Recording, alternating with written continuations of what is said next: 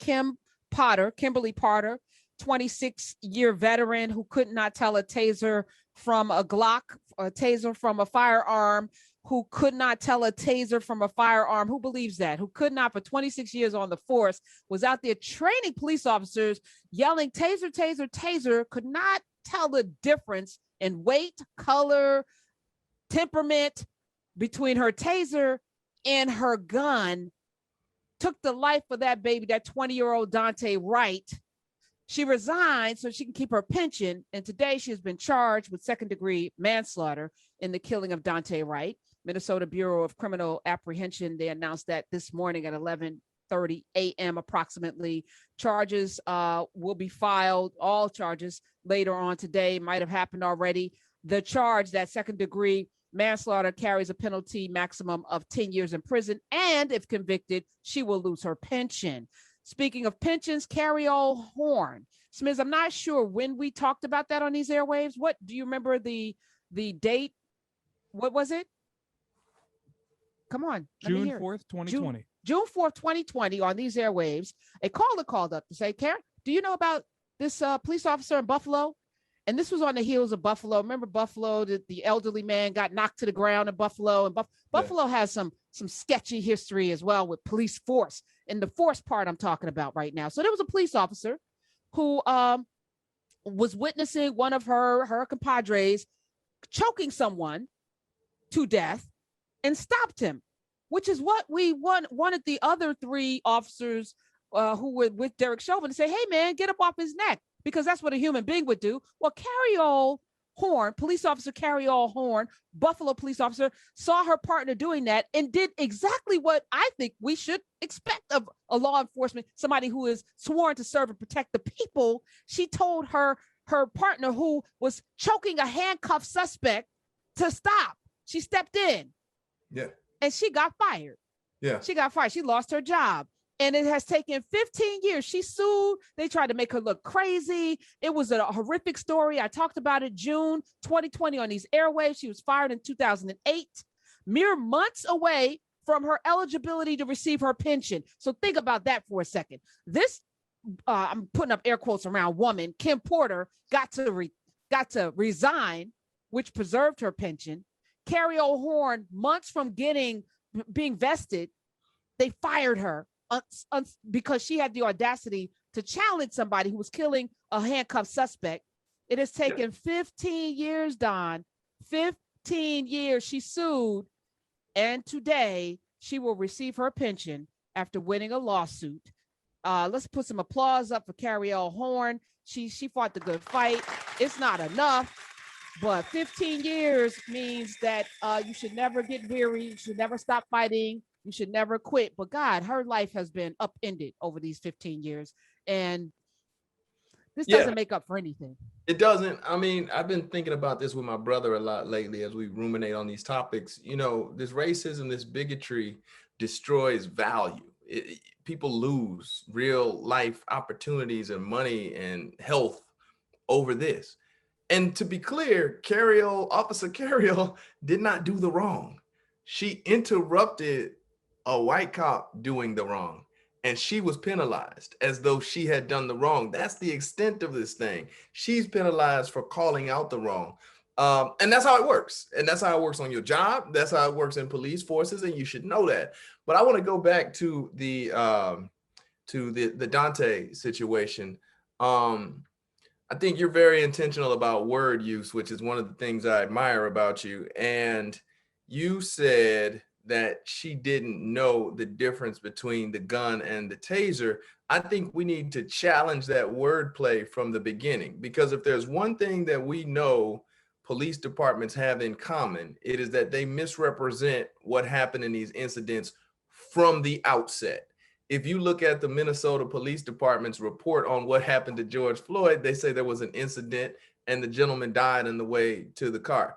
Yet they all saw what happened, right? So somebody will fix their mouth to say, and a police department clerk will fix their mouth to type whatever they want you to say.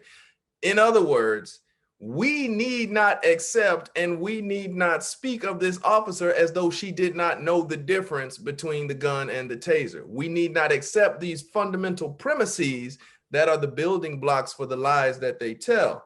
This is a 26-year-old veteran of the force. She is the former, if not current, but we at least know former, head of this department's chapter of the Fraternal Order of Police, the police union. She screamed out, taser, taser, taser, as she was grabbing her gun. And I've spoken to officers who talk about the 3 distinct intentional movements necessary to release your gun, not necessarily so it's harder for you to know that you're getting your gun, but so other people can't take it from you.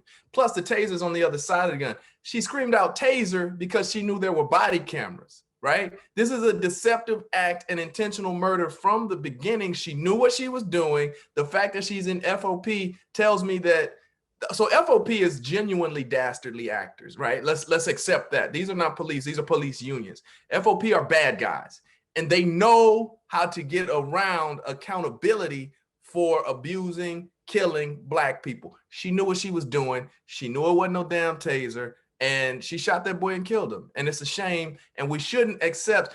So it's little things along the way that lead to a path of accountability or non-accountability. And we cannot accept, we cannot repeat, she thought she was reasoning for a taser. No, she told us that. She lying. I agree. And you know, you're a lawyer, so I always want to have, you know, allegedly what Don is saying or what have you, because but you know, for conversation's sake on these airwaves, officers, I feel that, you know, they have a script. I felt like my life was in jeopardy. We heard that even in this case with Derek Chauvin, I was, you know, to paint George Floyd as this, you know, out of control, hopped up on drugs, bestially strong, you know, person that needed to be controlled is a narrative. We felt threatened. We felt like our lives were in jeopardy. I heard it with Mike Brown. You know, I felt like he was reaching for something, you know, and clearly, again, it was a traffic stop at worst, warrants for some marijuana that didn't get into his home to the right address because it's COVID and mail wasn't being delivered. And it's a minor offense at the very least.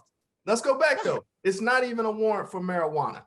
It is, he received a citation for marijuana, got about $150 in, one was the fine and one was municipal costs. He couldn't afford he fell behind on that, right? Because of COVID and job insecurity or whatever it may be. He's 20. And now he has an arrest warrant for the one joint for the public citation, the non-criminal citation that he got. And this is in a city who has quote unquote decriminalized marijuana. You understand? So it's not decriminalized if you can fall behind on this little petty cash warrant payment program and end up getting stopped and going to jail. And you would expect, at least I would, you know, 26 years experience. And I do have several people in my life who are police officers, and there's a level of judgment that you're you know, one of my buddies, Glenn Morisano, took over the 71st precinct in New York after Abner Louima was raped by Justin Volpe and others. The other police officers got out, but who was holding Abner Louima down when Justin Volpe put that apparatus in his rectum and ripped through it and hospitalized that man and ruined his life and broke his teeth and then put it in his mouth and broke his teeth. But Justin Volpe went to jail, was sentenced to 35 years. He's still there. So a police officer did, because as Justin Volpe's father said to me, if Justin had just killed him, he would be home right now. This is what his father said to me, because dead men tell no tales. And in the police force, if he's dead, there's no chance of him testifying against him. That's right. That said, you would expect a 26-year veteran to have judgment, to say, this is a 20-year-old boy, even if he's running away, we have his address. So you're telling me she doesn't have the wherewithal to make a critical decision in the moment, an intellectual decision. We got his address. He can run. He can't hide. We know where he lives. We know who he is. And this is a non-lethal offense. At the very least, like you said, it was a citation. It's a non-criminal offense. Right? And he couldn't pay the money or whatever. All of that requires somebody who's been like 26-year veterans who are teachers. You know where the latitude is. You know, I know where the latitude is in the classroom. You know what you can let kids get away with, what you don't. You know where the line is. And you know, ultimately, what is the goal here? Peace, right? You're peace officers. Ultimately, you want to create an environment of peace. Can we have a conversation about this? It never had to escalate to this, in my opinion. And the taser, as you pointed out, So then I have to ask another question, Don, and definitely respond to everything else. If she was cognizant, which I believe she was, because she's been on the force for 26 years and she was no dummy, that she was not reaching for her taser. What does that say? Is there an initiation? Like, I'm starting to think, is there an initiation order out? Like, is there a quota? Like, what is it saying about this? Because we see it now too often for it to be a coincidence. Yeah. In the midst of this trial, you killed somebody. Yeah. It's not.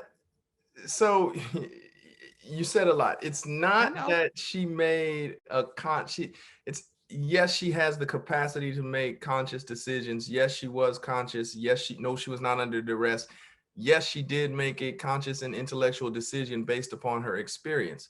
The problem is that she decided to kill that man, right? That's what she decided to do. And we need to stop positioning these discussions in such a way that exonerates them from making the most malicious and heinous decision on the table. We need to think about these things as though it's entirely possible that that's what she decided to do. She decided why? She decided to kill this kid because they hate Black people.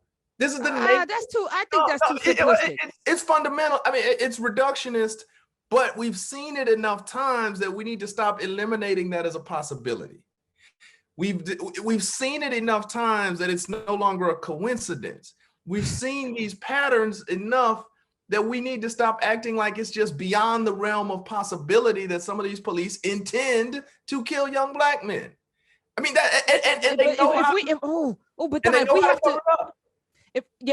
the cover up part, definite. If we have to digest that, it turns everything on its. I think we have to start. Okay. How about this? If we don't digest that, we have to stop eliminating that as a possibility, right? Okay. We cannot anymore proceed as though some of these acts are not intentional. I don't want to believe that somebody is on the police force willfully taking people's lives. Well, that's 866. I don't want to believe that, but the evidence now is becoming almost irrefutable. And in the case of Carriole Horn, she said at the time, Neil Mack, who was the person who was in handcuffs, looked like he was about to die. She was talking in an interview last year. She said, had I not stepped in, he possibly could have. He was handcuffed and being choked. I mean, did Derek Chauvin intentionally kill this man or not? It looked like he did. It looks like he did. So why is that off the table? Why is listen, you're raising a question right now. I'm saying, we have been so indoctrinated to believe the police officer Friendly is here to serve him. He's here, not all police. It can't be, and while we know the history, right? The history tells us something about this.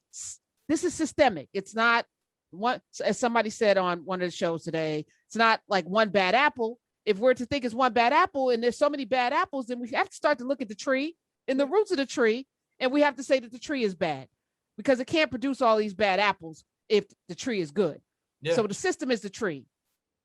I think, listen, there's no longer any reason to approach these killing officers who have all the training, who have all the experience, who, by the way, pull over white folks all day, every day, and they don't end up dead, right? So there's no longer any reason to approach them with a presumption, an overwhelming presumption of benevolence and innocence. At some point we have to start thinking, when we see these people's Facebook posts, we see all the crazy shit they be posting. We see the thin blue line and the Punisher skulls that they ride around with. That means we intend to harm Black folks. That's what that means. And we need to not act as though white supremacy is not baked into police, baked into the military on every levels. We know it is. This is no longer a secret. So I'm not coming at you. I'm just saying, let's start with the right set of presumptions. All right. I mean, again, it's hard to unlearn something or to realize something that you don't want to, I don't want to. 866-801-8255. And the irony is that there's a direct thread from Daunte Wright to George Floyd. Correct. George Floyd's girlfriend, Courtney Ross, who we saw in court, mama, she might be the mama he was crying out for, was Daunte Wright's teacher at Edison High School when she was the dean there. Listen, I mean, but this is the story. Interconnected communities and shared trauma is the story of African America. Chairman Fred Hampton's mama babysat Emmett Till, who was down in Money, Mississippi just for a summer vacation and got lynched. Fred Hampton lynched by the Chicago Police Department intentionally for fighting for freedom. So none of us are disconnected from the traumas that are visited upon Black communities. So yeah, George Floyd's girlfriend taught Daunte Wright, because that's the nature of a community. And that's the nature of a Black community where we know each other and we share each other's trauma, and this shit happens to all of us. And that's what it feels like. 866-801-8255. And also ask the question, is it, and we saw it in this George Floyd situation when the EMT, the firefighter, who's supposed to be part of the brotherhood, right, came up to Derek Chauvin, can I just check his pulse? Yeah. And she was looked at like a traitor. Like, how dare you come in here and interfere in this? Yeah, I'm killing this man. You know, this is what we do. What are you doing? You know, basically is how she was treated. And I'm like, isn't she part of your brotherhood? EMT person comes up, you're going to be like, nah, get out of here. You know? And so there's an unspoken, unwritten edict, I guess, that when a police officer does anything, people in the brotherhood do not check them, even if it's wrong. And when I think police officer does anything, white police are right, because Muhammad Noor is in jail right now. Absolutely. In Minnesota, by the way. Yes. And he should be 866-8. And he made a mistake. Oops. Honest mistake. He actually made a mistake. 866-801-8255 is the number. Let's go to the phones. Don Calloway is here. We're going to be talking baseball in a few, and LeVar Burton is coming back. I can't wait to talk to him as well. Let's head over to Michelle in Atlanta. You're on. Welcome. Hi. Hey. Am I on? You are on. Oh, I love you. You are so awesome. Thank you. I just want to make a quick comment. I just want to make a quick comment.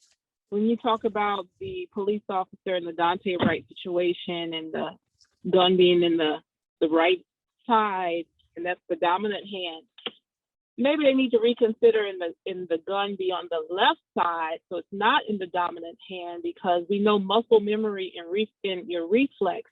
You have automatic reflex, and you're going to grab that gun and shoot. But if it's on the left side, your non-dominant side, it's just a thought. Maybe they might have a chance to think before they would pull a weapon out. Sister Michelle, in the A. I love the A. Sister Michelle. That's not the point. The point is that we have to stop operating under the assumption that this stuff is accidental, because it's not. Because even if it's sub-psychological, they intend to keep Black people in their place by force. They will reach for whatever is necessary. I don't care if she had tased him, she'd have still been dead wrong, right? She'd have still been wrong for arresting this man and using physical deadly force against this man for a civil citation for missing a payment on what she didn't even know was the underlying matter. She didn't know it was about a joint of marijuana. She knew it was a civil citation. She is wrong for using force. And so it ain't no, here's the thing about defund the police and even abolishing the police. It is a recognition that there is no training. There is no manual adjustment. There is no standards and protocol shift that will fix this. You have to end the way we currently police, particularly in Black communities. So the muscle memory stuff, and here's the thing, sister, you are clearly extremely smart and you're coming from a place of intellectualism, but you can't use intellect and reason against racism, because racism is unreasonable. They have no reason when they approach these Black men in these cars. There's no reason to kneel on a man's neck in broad daylight and kill him for 8:46 in 8 minutes and 46 seconds with the world watch. 9:29. So we cannot take reason principles and smart people's principles and apply it to these Neanderthals' conduct, because that institution was intended to keep freedmen, Black folks in their place, and changing the taser from the right hand to the left, the less dominant hand, ain't gonna fix that.